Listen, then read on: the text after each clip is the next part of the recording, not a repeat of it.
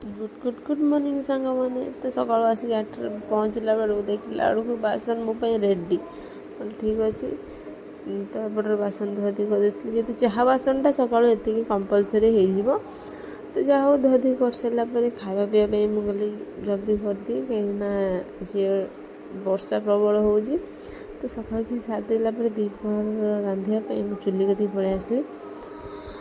ତ ପୁଅର କାମ ସବୁ ସାରି ସୁରି ଦେଇକିନା ତାକୁ ଆସିକି ଏପଟେ ମାଛ ଭଜା କରୁଛି। ଏ ଛୁଆ ତାଙ୍କର ଆସି ମୋ ପାଖରେ ବସିଲେ, କହିଲେ ଆମେ ଏଇଠି ଆଜି ବସିବୁ। ସବୁ ପାରିପରି ଦେଇ ତାଙ୍କର ବସିଛନ୍ତି। ଏପଟୁ ତ ବର୍ଷା ଆଜି ଛାଡ଼ିବାର ନାଁ ହିଁ ନେଉନି।